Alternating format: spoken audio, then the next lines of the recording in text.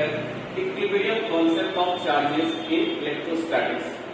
जब दो चार्ज तुमको दिखाई दे रहे हैं यहाँ पर, charge Q1 and charge Q2, जब से ये कहा जा रहा है ये चार्ज Q1 और Q2 इसे L डिस्टेंस पे रखा गया है, ठीक ना। अब ये कहता है कि कोई तीसरा चार्ज कहाँ प्लेस किया जाए इन दोनों के बीच में, ताकि यहाँ पर जो है चार्ज Q जो है वो इक्विलिब्रियम स्टेट में देखने को मिले। कहता है कि where should the third charge Q placed so that it is in equilibrium। तो प्रश्न ये कहता है कि Q1 और Q2 के बीच में तीसरा चार्ज कहाँ ला करके रखा जाए, ताकि ये जो Q पर लगने वाला फोर्स जो है वो क्या एक्चुअली हो जाए। यहाँ पर F नेट इक्विलिब्रियम में क्या जरूरी है, F net equal to 0, equal and opposite magnitude, direction क्या होगा ऑपोजिट और मैग्नीट्यूड क्या होगा इक्वल। समझ रहे हैं इसको, इस पर लगने वाला फोर्स। तो ध्यान दीजिए कि where should be the third charge Q placed so that it is in equilibrium। Q equilibrium में आने के लिए क्या कॉन्सेप्ट बताता है, ये F नेट क्या होना चाहिए 0 होना चाहिए, और क्या होना चाहिए मैग्नीट्यूड इक्वल होना चाहिए इन ऑपोजिट डायरेक्शन में, ठीक है, और Q will be in so that Q will be in equilibrium। ध्यान से समझिएगा, ठीक है। नॉर्मल तरीके से अगर आपको तो याद नहीं है ना, इतना याद किया कि अगर समान चार्ज है तो हमेशा ध्यान रखिए कि दो बीच में, ठीक उसी प्रकार से याद करिएगा। जैसे दो अच्छे दोस्त हो, तो जब दो अच्छे दोस्त हो उसको क्या करोगे, आओ हमारे बीच में बैठो, ठीक है ना। ये तो जनरल भाषा में याद कर लिए। लेकिन अगर हमको नहीं पता, अगर वो किसी को बताना ही होगा तरीके से कि हम कैसे इसको बताएं, आइडेंटिफाई कैसे करेंगे, तो उसके लिए कॉन्सेप्ट क्या है, कॉन्सेप्ट को यहाँ समझिएगा। मान ले आपको पहले से पता है ये क्या है, ये Q1 चार्ज, यहाँ पर Q2 चार्ज है। जब Q1 एंड Q2 चार्ज यहाँ पर रखा गया है तो आपसे ये क्वेश्चन में कहा था कि तीसरा चार्ज को कहाँ रखें ताकि ये जो चार्ज है वो इक्विलिब्रियम स्टेट में रहे। तो हम करते क्या है कि एक बार चार्ज को बिटवीन द टू चार्जेस रखते हैं, और एक बार क्या करते हैं एक राइट साइड Q2 चार्ज के बगल में रख करके देखते हैं Q चार्ज को, और एक बार क्या करते हैं कि Q1 चार्ज के बगल में रख करके देखते हैं, ठीक है। और हम लोग कॉन्सेप्ट क्या पता है कि सर इक्वल मैग्नीट्यूड तो चार्ज का होना चाहिए, लेकिन डायरेक्शन अगर ऑपोजिट होगा तभी हम लोग कह सकते हैं कि इक्विलिब्रियम स्टेट में रहेगा। लेकिन अगर सेम डायरेक्शन में आ जाएगा, फोर्स का डायरेक्शन अगर सेम रहेगा तो इक्विलिब्रियम स्टेट में तो होगा नहीं। समझते हो इसको थोड़ा, तो समझो। तो पहले मान लेते हैं कि एक बार चार्ज हम इधर रखें, क्या रखें Q2 साइड रखते हैं। मान लीजिए कि चार्ज Q को हम एट अ पॉइंट P पर रखते हैं और इसको क्या करते हैं एट अ डिस्टेंस x पर रखते हैं। तो समझिएगा इस पर रखते हैं पॉइंट P पर, इस चार्ज के द्वारा इस पे जो फोर्स एक्सर्ट किया जाएगा, सेम नेचर का चार्ज है, तो इसमें क्या होगा, ये इसको क्या करेगा फोर्स एक्सर्ट करेगा, धक्का मारेगा इसको, तो होगा क्या Q1 ने मारा धक्का किसको Q को, तो Q क्या है फेंका गया इधर, तो फोर्स इधर लगा, इधर डायरेक्शन में लगा, किसके द्वारा लगा Q1 के द्वारा, Q पे लगा एट अ पॉइंट P लगा, तो फोर्स लिखेंगे क्या फोर्स लगा किस पे लगा, फोर्स लगा सर हमारा इस पॉइंट P पे लगा, ठीक है। मारा किसने धक्का इस पॉइंट P पे, इस B चार्ज ने मारा क्या धक्का, सॉरी A किसने मारा धक्का, A ने मारा धक्का, ठीक है ना। यहाँ पर तो P पे किसने मारा, A ने मारा, एक चीज तो क्लियर हो गया है।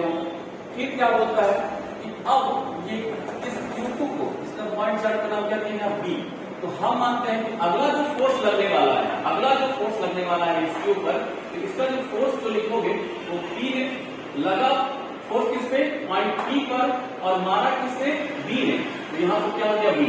तो देख रहे हो तुम यहाँ फोर्स का डायरेक्शन क्या हो गया, सेम डायरेक्शन में हो गया। तो फोर्स सेम डायरेक्शन में, तो चार्ज वहां जो F नेट 0 होगा क्या, नहीं ना होगा।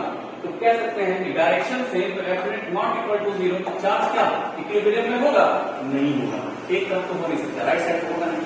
आओ एक बार चार्ज को इधर रख के देखते हैं, इधर रखते हैं। माना कि पॉइंट P पर सेम उसी तरह से P पॉइंट पर तुमने क्या था Q चार्ज को रख दिया, Q चार्ज को रखा, यहाँ से x डिस्टेंस पर रखते हैं। तो जब तुम देखते क्या है इस Q1 चार्ज के द्वारा इस Q पर जब फोर्स एक्सर्ट किया गया, तो हम कह सकते हैं Q1 में मारा धक्का किसको, Q को एट द पॉइंट P, तो जो फोर्स लिखेगा धक्का किसको लगा, P पर लगा, किसने मारा, A ने मारा, फोर्स क्या होगा FPA, क्लियर है।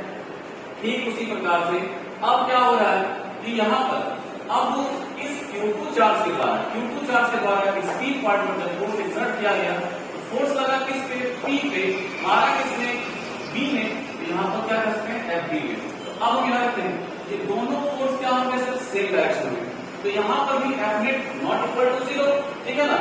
इधर भी हमारा क्या है कि हम इस चार्ज को प्लेस नहीं कर सकते हैं, और इक्विलिब्रियम होने के लिए क्या चाहिए, ऑपोजिट डायरेक्शन होना चाहिए और सेम मैग्नीट्यूड में, ठीक है ना।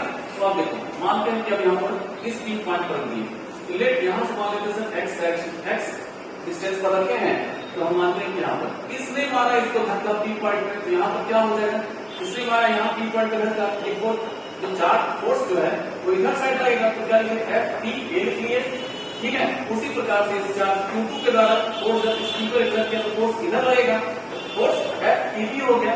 इसका मतलब ये वाला फोर्स और ये वाला फोर्स इस पॉइंट P पर लगने वाला जो फोर्स एक्सर्ट किया गया है इस चार्ज Q पर, वो इक्वल मैग्नीट्यूड है बट ऑपोजिट इन डायरेक्शन।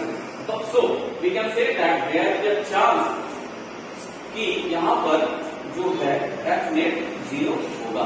समझ में आया? और हमको कॉन्सेप्ट क्या पता है, ये F net अगर 0 है कब, जब इक्वल मैग्नीट्यूड ऑफ चार्जेस के द्वारा फोर्स एक्सर्ट किया जाता है, तभी क्या है, ऑपोजिट डायरेक्शन में फोर्स लग रहा है, क्या हो जाएगा, F net इक्वल टू 0 होगा। ये बात समझ में आई?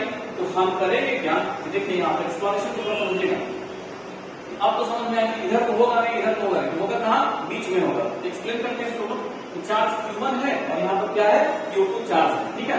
इसको क्या किया गया, यहाँ पर x डिस्टेंस पे मान लेके किया गया है, तो वहां को समझाया आपको कि इस P पॉइंट पर जो इसके द्वारा जो इधर धक्का लगा तो इसका मैग्नीट्यूड क्या हो गया, FPA फोर्स का, और जब इस Q2 के द्वारा लगा फोर्स इधर लग रहा है, इसका FPB लगा, ठीक है ना।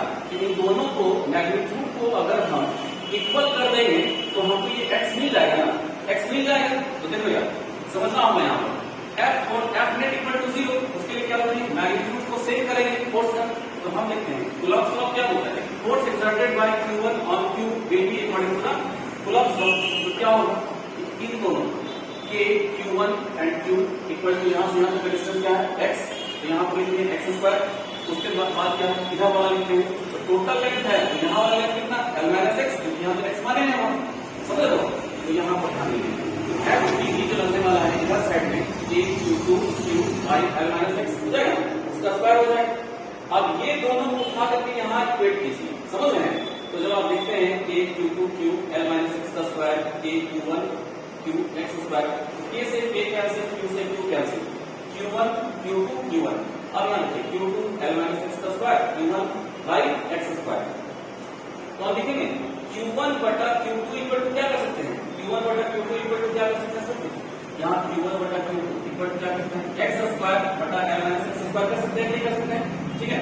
तो हम देखते हैं क्या देख सकते हैं, आप Q1 बटा Q2 को लिख सकते हैं x बटा l - x का होल स्क्वायर लिख सकते हैं, वो भी लिख सकते हैं। अब देखो x बटा l - x का स्क्वायर हटाया, यहाँ पर रूट डाल लगाया, x बटा l - x। अब यहाँ जाते हैं अलग अलग सेपरेटली, √Q1 बटा √Q2 के लिए क्रॉस करवाते हैं, तो Q2 x हो गया यहाँ से, और l - x को Q1 से मल्टीप्लाई करके एक बार इससे मल्टीप्लाई करके एक बार इससे मल्टीप्लाई करो, तो √Q1 है माइनस √Q1 x आता है, और यहाँ तो Q2 x है ही। आप समझिएगा Q2 x, ये वाला उठा करके सेम जैसा लिखना है फोटो, तो कह सकते हैं x इधर भी है और x इधर भी, उसको उठा के इधर लाइए, क्या हो जाएगा, प्लस हो जाएगा, और ये यही रहेगा Q1 l। अब आप समझिए x कॉमन ले लिए, कॉमन लिए ना, तो √Q2 plus Q1 equal to क्या हो जाएगा, Q1 l हो जाएगा। आपको निकालना क्या है कि there's to be third charge place, तो मतलब क्या, जो x डिस्टेंस निकालना है वही तो करोगे ना, तो हम x जो निकालेंगे, x मिनट में Q1 l यहीं पर है, और यहाँ पर √Q1 और प्लस Q2 क्या कर सकते हैं, यहाँ पर √Q1 जोड़ Q2। समझ में आ गया ये चीज? तो यही हमारा डिजायर्ड x है, जहां हम चार्ज Q को प्लेस करेंगे, क्योंकि थर्ड चार्ज है और वो इक्विलिब्रियम में आएगा। ध्यान रखिएगा, बहुत इंपॉर्टेंट बात आपको बताते हैं कि ऊपर में वही चार्ज रहेगा जिधर से आप डिस्टेंस मानते हैं, ठीक है, समझिएगा ध्यान से। ऊपर में वही चार्ज रहेगा जिधर से, जैसे हमने माना कि सर यहाँ से यहाँ तक x डिस्टेंस है, तो हम जो माने जिधर से तुम चार्ज x डिस्टेंस माना, उधर वाला ही चार्ज को ऊपर में रखेगा, ठीक है। अगर तुम कोई कहता है कि सर इधर से चार्ज मानते हैं, x डिस्टेंस मानते हैं, तो तुम चार्ज जो देगा वो कौन सा देगा, Q2 वाला देगा, ठीक है, बाकी चीजें नहीं रहेगी। तो ओवरऑल तुमने क्या देखा सर कि हमेशा ध्यान रखिएगा कि जब कभी भी इक्वल मैग्नीट्यूड ऑफ चार्जेस रहे, ठीक, तो आपको हमेशा इस बात का ध्यान रखना चाहिए कि थर्ड चार्ज हम वहां प्लेस करेंगे, ठीक है, जो इनके जो इन दोनों के बीच का डिस्टेंस है, उनके लाइन ज्वाइनिंग बिटवीन देम आप क्या करेंगे, थर्ड चार्ज को प्लेस कर दिया जाएगा और उस पर जो लगने वाला फोर्स है वो इक्वल एंड ऑपोजिट डायरेक्शन में होंगे और क्या होगा, magnitude of charges will be zero. तो कह सकते हैं इक्वल मैग्नीट्यूड ऑफ चार्जेस है तो फोर्स क्या हो जाएगा, ऑपोजिट डायरेक्शन में लगने के क्या होगा, जीरो लगेगा। डेफिनेट जीरो हो जाए तभी ये चार्ज क्या होगा, इक्विलिब्रियम में देखने को मिलेगा। सिंपल तरीके से याद कर लेना यार, कभी भी एग्जाम में आ जाए तो याद रखना कि जब दो समान चार्ज रहेंगे तो थर्ड चार्ज हमेशा क्या करेंगे, बीच में स्टेबल करेंगे, ठीक है। This is all about the equilibrium concept of charges, there should be third charge placed of same magnitude of charges, ठीक है। ओके।